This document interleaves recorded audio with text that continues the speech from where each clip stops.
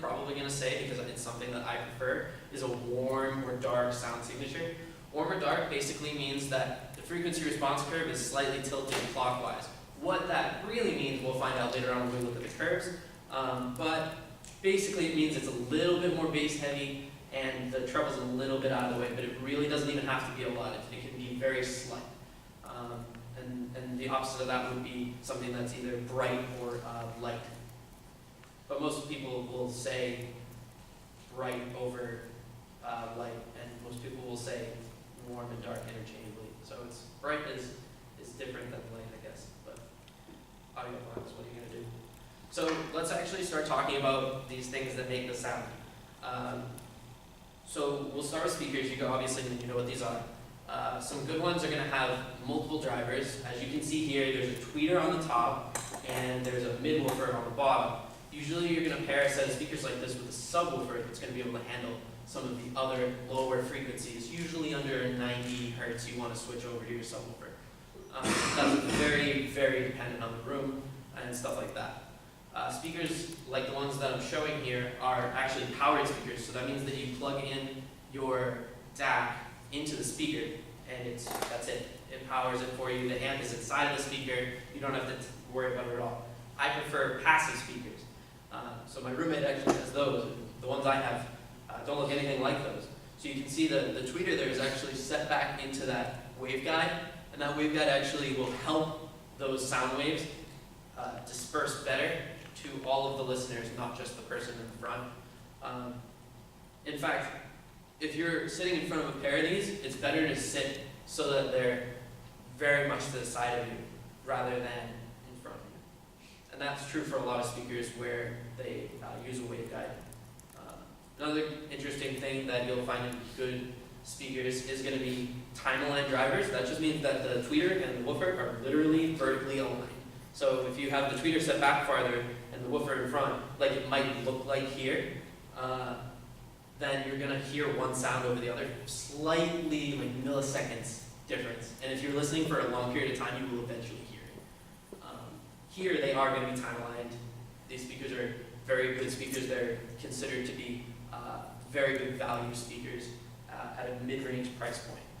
And JBL doesn't screw around for the most part. They make pretty much every good speaker you've ever heard. If I had to say like what speakers are in almost every single sort of auditorium, like I wouldn't doubt that even MPAC has JBL speakers throughout. JBL is the largest manufacturer in the world for speakers, especially in professional settings. The other thing that you're going to be interested in inside of your speakers is going to be the crossover. So the crossover is a simple circuit that's actually going to take the signal and give exactly what the tweeter needs to the tweeter and give the rest of it to the woofer. So in this case, that's a two-way crossover. You can have three-way, four-way, as many ways as you have speakers. And I'm sure Sebi's probably made a ton of these, and he's probably very good at it. Crossover circuits? Yeah. No? Okay. Well, so a crossover circuit, like I said, is going to split the signal, but it does so in a way that it's almost an art to actually design them for a specific speaker, where you have to actually hear and test where one hands off and the other starts to pick up. We're going to look at a graph by the end, towards the end of the presentation, where that crossover actually wasn't set properly, and it's really causing some issues. So now let's get into the anatomy of how a speaker actually is driven. Some of you might know this, hopefully some of you don't, so I can actually, spend some time teaching. So basically, the lowdown is that inside of the speaker, do you see my cursor? So inside of the speaker, you've got a magnet and a voice coil. The voice coil is your conductor. That's where your sound inside the wire, your current from your source is going to go through. That is connected to this spider. The spider is what keeps the cone from flying about and flopping around and doing whatever it wants. That is connected to the diaphragm via connection around here. Hopefully you guys can see this. Yeah, it looks good. And the diaphragm is then connected to the surrounder on the outside. Diaphragm is just another word for cone. And when you send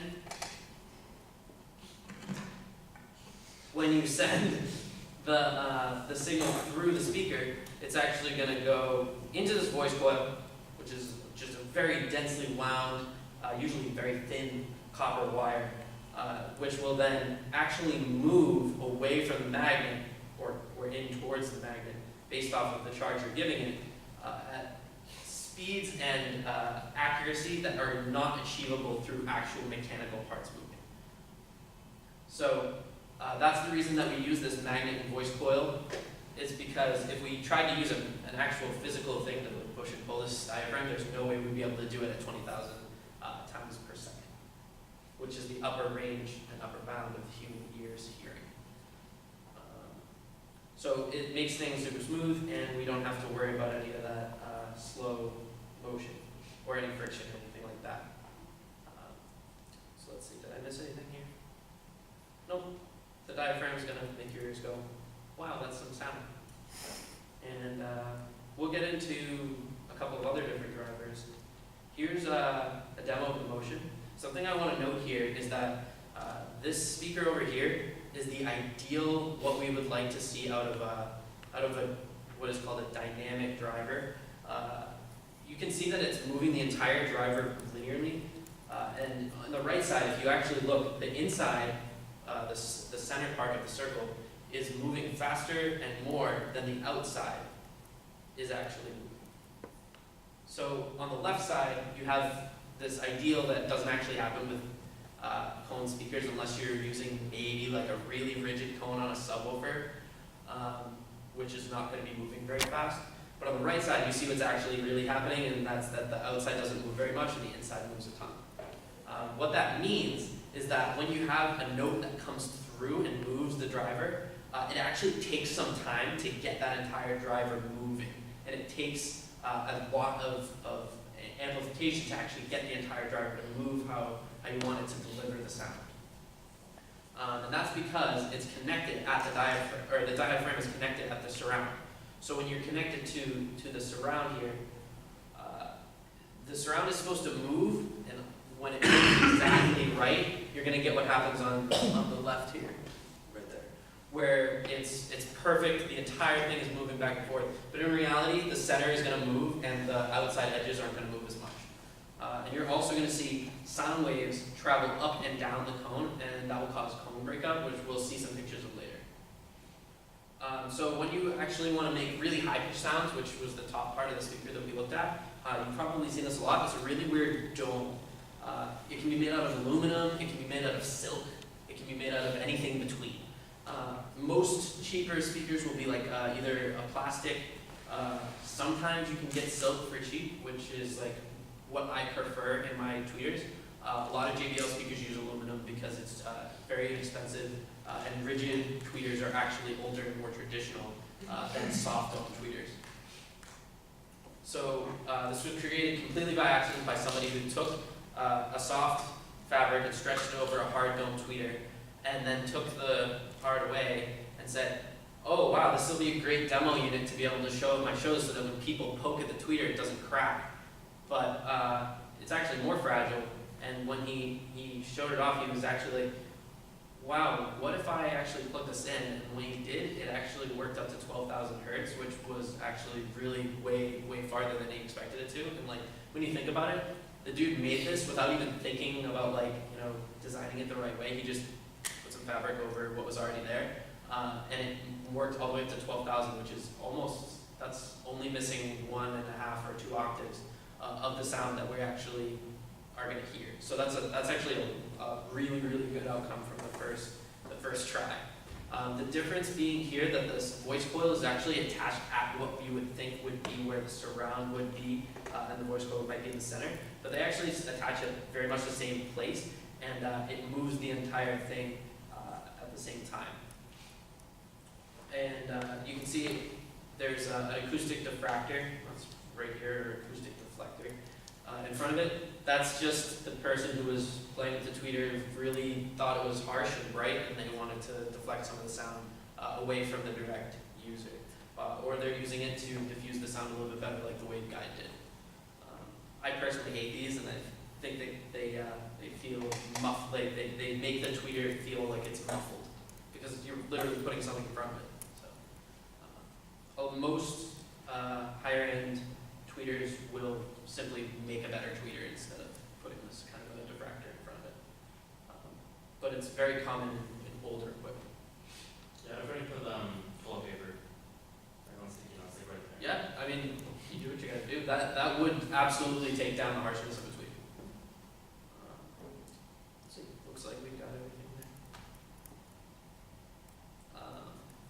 Alright, so after speakers, the other thing you can listen on is headphones. The headphones pictured here are Odyssey, spelled really weird. LCD, these are 3s. Those headphones are probably between $2 and $3 grand. And they're made out of zebra wood and crazy magic. And I wish I could hear them, but I haven't yet. So a couple of things we're going to touch on, basically in-ear, on-ear, over-ear.